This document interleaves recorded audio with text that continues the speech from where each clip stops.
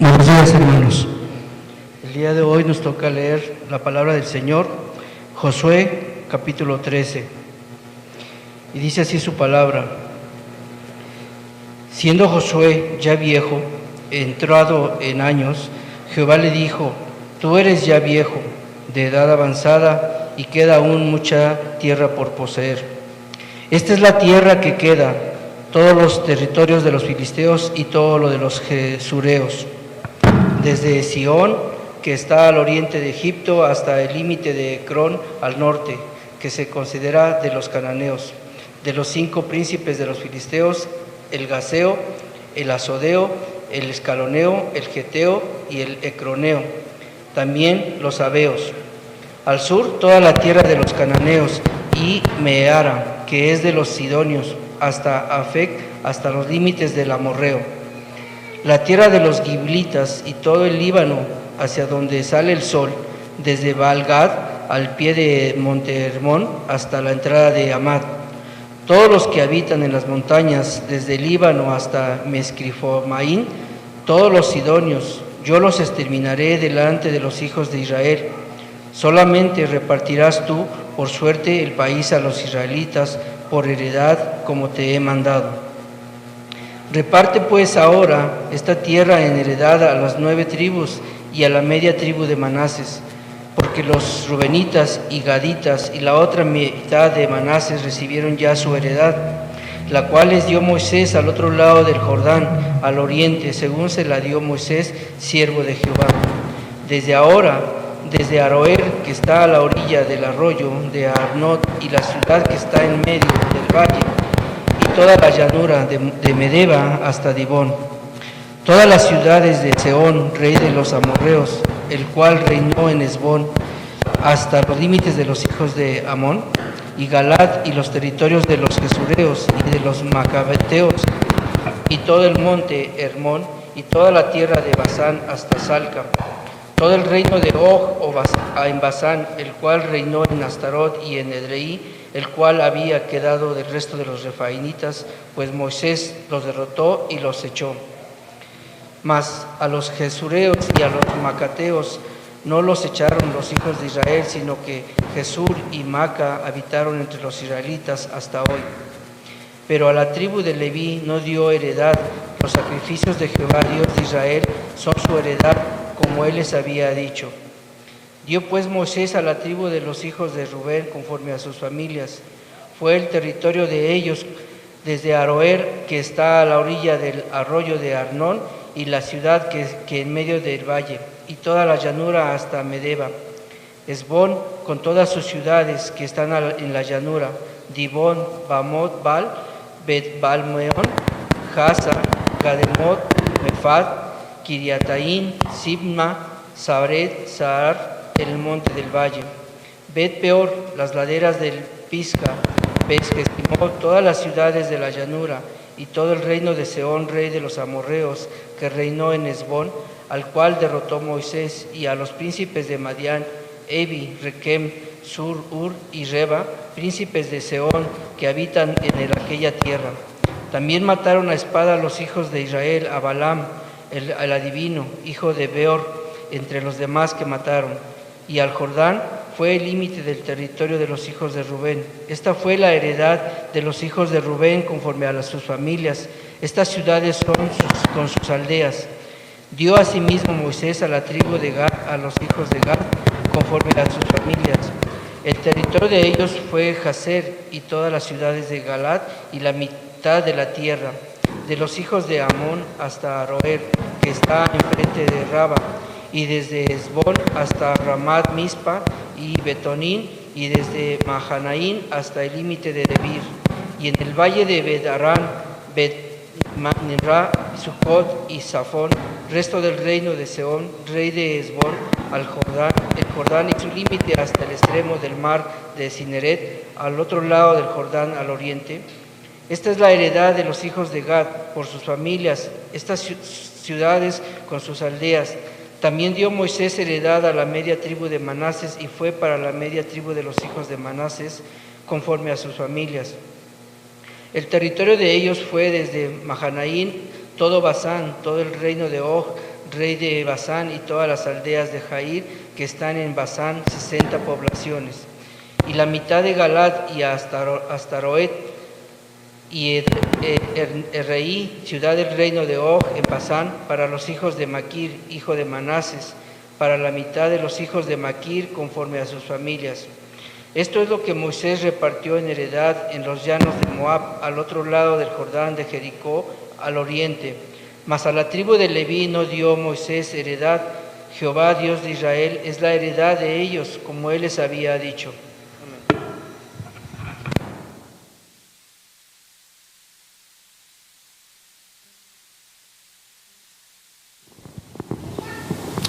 Hay una comparación, hermanos, que nos puede ayudar a entender la importancia que Israel le daría a la tierra. Y creo que es una comparación con la que estamos familiarizados. Cuando un barco se perdía en los mares en la antigüedad, en medio de las tormentas y el peligro de los piratas, había unas palabras que devolverían la alegría y la paz a los marineros. Y tenemos un vistazo de eso también en el libro de los Hechos de los Apóstoles, cuando llega ese gran viento y quedan a la deriva sin esperanza, aparentemente hasta que Dios habla a Pablo y le dice que se van a salvar él y todos los que están en la tripulación. ¿Cuáles son esas palabras que devolverían la alegría y el ánimo, aun si los marineros se hubieran quedado sin comida por mucho tiempo? Tierra a la vista, tierra a la vista. Y eso es no solo, hermanos, algo que Israel podría decir, una tierra a la vista, sino que Israel iba a decir, esta tierra es ahora nuestra, es nuestra tierra, es la heredad que Dios nos dio, una tierra para que habitemos con Él. Y esa expresión de tierra a la vista, con otras palabras, es lo que encontramos comenzando con este capítulo. El libro de Josué tiene una progresión y una estructura que es muy clara. En los primeros 5 capítulos, el tema del que se habla es, hay que cruzar hacia la tierra. Cruzar, es el verbo que aparece más. Hay que cruzar el Jordán, hay que cruzar la tierra. La segunda sección, capítulos 6 al 12, nos habla de tomar la tierra, ese es el verbo clave. Primero el pueblo iba a cruzar y luego ¿qué iba a hacer? Iba a tomar la tierra, capítulos 6 al 12. Capítulos 13 al 21, una sección grande, nos habla de repartir la tierra. Ya pasaron, ya la tomaron, ahora la van a repartir en las diferentes tribus. Y lo que vamos a tener al final, en el capítulo 22 al 24, es como como Josué nos dice que había que adorar a Dios en la tierra. Cruzar, tomar, ¿y en qué parte vamos ahorita? Repartir. Hay que repartir la tierra. Digo esto, hermanos, para que pongamos esto en contexto. Porque pueden parecer capítulos tediosos. ¿Qué tiene que ver que Israel repartiera una tierra en tantos capítulos? ¿Qué tiene que ver eso con nosotros? ¿Qué nos enseña a nosotros? ¿Qué tan importante sería para ellos y cómo esto habla a nosotros? Después de ver toda la acción en el libro, los milagros del Señor, las batallas, alguien puede decir, esta sección como que es un tanto tediosa. Pero para entenderla debemos recordar que esa promesa de la tierra había comenzado mucho tiempo atrás y en nuestras Biblias, en el libro de Génesis. Esa promesa a Abraham, Dios le prometió bendición, Dios le prometió una tierra y Dios le prometió descendencia. Abraham tuvo un pequeño vistazo de eso, compró una heredad para sepultar a su esposa en la cueva de Macpela, que pertenecía al territorio de Canaán, y aparentemente no vio en vida más que eso. Aunque él sabía por la promesa de Dios que esa tierra que había pisado con la planta de su pie sería para su pueblo. Generaciones después, Israel está por ver el cumplimiento de esa promesa. Es un punto en el que podemos decir, por fin, después de toda esa emoción que venía desde Génesis capítulo 15, podemos decir, por fin el pueblo tiene la tierra. Recuerden lo que pasó con Moisés, una generación quedó postrada en el desierto. Y hasta este momento podemos decir que vemos más claramente el cumplimiento de la promesa de Dios. Ahora, en el libro de Josué hay una tensión y tenemos algo de eso en este pasaje. Algunos pasajes nos hablan de la extensión que Israel había tomado y lo hacen de forma inclusiva para decirnos que Israel poseía toda la tierra. Pero hay otros pasajes, y lo vemos aquí, que nos dicen que había partes que Israel no había tomado y había pueblos a los que Israel todavía no había enfrentado. Hay una tensión en ese sentido en el libro de Josué, así como la hay en el Nuevo Testamento cuando hablamos de la escatología. El reino ya está aquí, pero hay un sentido en el que todavía no está aquí. Lo mismo pasaba con la tierra. La tierra ya era de Israel, pero aún así faltaban algunas peleas, algunos combates que tenían que librar si iban a ser obedientes. Era una oportunidad en la que se iba a demostrar si estaban creyendo la promesa de Dios, iban a ser obedientes o no habían creído. Y el verbo clave, como he dicho, que aparece en esta sección, se encuentra en el versículo 7, y es el verbo reparte.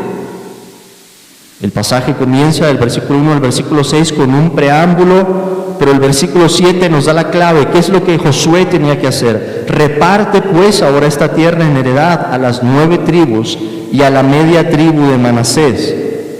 ¿Por qué 9:30? Porque las otras se habían quedado al otro lado del Jordán, habían pedido su heredad a las faldas o a las orillas del río. ¿Qué nos enseña, hermanos, entonces el capítulo 13, pensando ya en el tema que tenemos aquí, que se trata de repartir la tierra, pensando que estamos teniendo un vistazo de cómo la promesa de Dios se está cumpliendo? Déjenme mencionar 2 puntos de los que podemos aprender algunas lecciones prácticas. En primer lugar, el capítulo comienza hablándonos de la edad avanzada de Josué y la gran tarea que todavía quedaba por delante. Siendo Josué ya viejo, versículo 1, entrado en años, Jehová le dijo, tú eres ya viejo, de edad avanzada, y queda aún mucha tierra por poseer. Y Dios comienza a describir los límites y los pueblos que todavía hay que poseer. ¿Quién nos dice esto, hermanos? Bueno, en primer lugar, los siervos de Dios también envejecen y mueren. Lo vemos con Moisés, lo vemos ahora con Josué, pero esto nos recuerda varias cosas en el contexto. En primer lugar, que la suficiencia, hermanos, viene de Dios y no de sus siervos. Primero tenemos, por poner un ejemplo, a Abraham, luego tenemos a Isaac, luego tenemos a Jacob, luego tenemos a José, luego tenemos a Moisés, luego tenemos a Josué, y podríamos continuar esa lista. Pero si ellos pudieron lograr algo, si los propósitos del plan redentor de Dios pudieron avanzar por la instrumentación de ellos, es gracias a Dios. Dios cumple sus promesas y se complace en usar instrumentos humanos, pero es Dios el que los levanta, es Dios el que los capacita, es Dios el que los usa y es Dios quien también los reemplaza. Porque la carga inmediatamente para Josué iba a ser después. ¿Y qué va a pasar con el pueblo una vez que yo ya no esté? Y vamos a ver algo de eso en los últimos capítulos, cuando Josué exhorta al pueblo a la obediencia y les dice, yo sé que ustedes se van a apartar. Algo parecido a lo que había dicho Moisés al final de Deuteronomio. La historia de Israel, hermanos, en el libro de Josué es un testimonio de la fidelidad de Dios. Si hay una gran lección que podemos aprender de todo este libro es: Dios es fiel. Dios cumple su palabra. Dios cumple sus promesas. Y lo mismo podemos decir de la historia de la iglesia en todas las edades. Si resumiéramos la historia de la iglesia desde la perspectiva de Dios, no hablaríamos de los siervos, aunque son instrumentos, son ministros, pero hablaríamos diciendo la suficiencia, el poder que se está demostrando, la gracia, las proezas, el crecimiento del reino, el avance de la iglesia. Es por Dios, es por su poder, es por su gracia y la confianza que tenemos, hermanos, de que su obra va a seguir avanzando. Viene de esa convicción que la obra se trata de Dios. Por eso es que el apóstol Pablo dice en su primera carta a los Corintios: ¿qué es Pablo? ¿Qué es Cefas? ¿Qué es Apolos? Solamente siervos de Dios, son ministros. Uno planta la semilla, otro riega, dice Pablo, pero Dios es el que da el crecimiento. Y esa es la historia de la iglesia en todas las épocas. Josué nos lleva a pensar en eso. En segundo lugar, hermanos, no solo vemos la suficiencia de Dios aquí, no solo vemos que se trata de su obra, encontramos también que hay un peligro latente. Y eso lo podemos ver sobre todo en el versículo 13, cuando se nos dice: mas a los gesureos y a los maacateos no los echaron los hijos de Israel, sino que Gesur y Maaca habitaron entre los israelitas hasta hoy.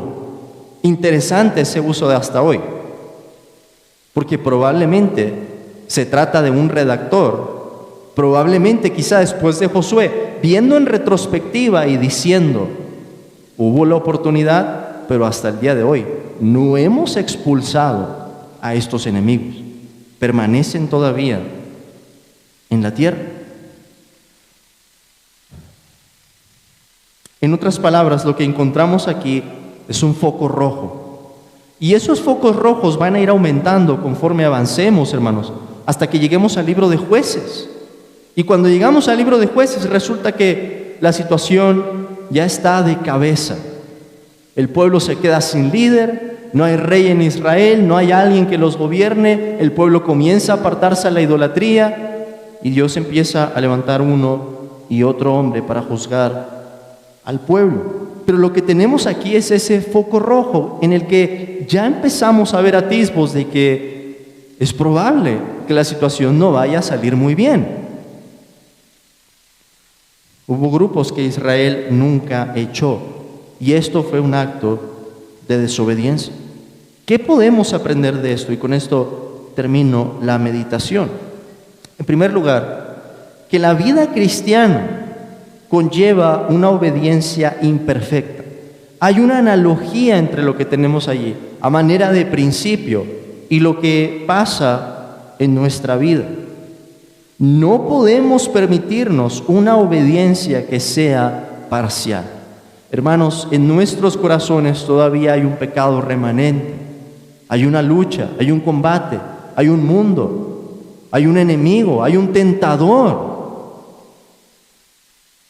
Y no podemos decir que tenemos el triunfo hasta que hayamos terminado la carrera.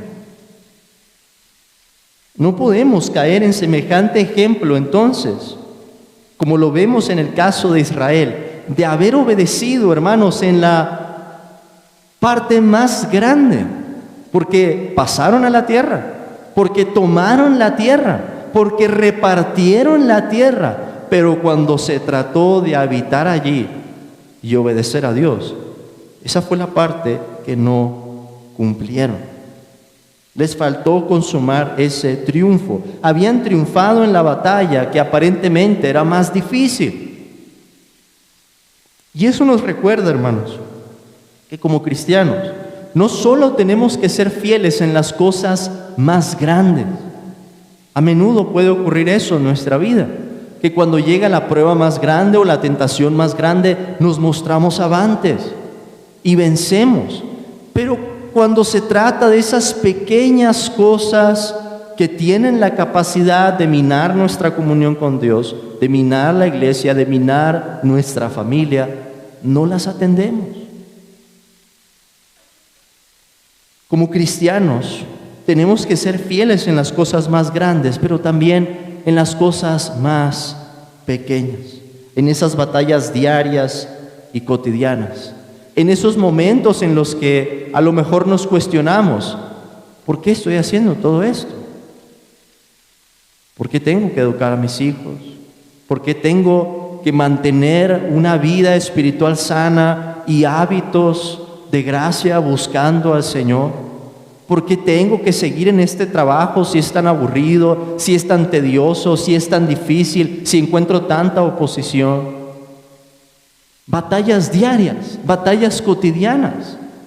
Hermanos, pero si vamos sumando eso y pudiéramos ver la totalidad de nuestra vida al final, esas pequeñas batallas, esas cosas cotidianas, esas pequeñas situaciones van a terminar definiendo cómo es que se va a ver nuestra vida al final. Oremos que Dios nos dé gracia entonces para que, pensando en esa suficiencia de Dios, pensando en su fidelidad, pensando en su promesa, nos aferremos con más fuerza y pidamos gracia para ser fieles en lo que es grande, pero también en esas cosas pequeñas y cotidianas. Amén, hermanos.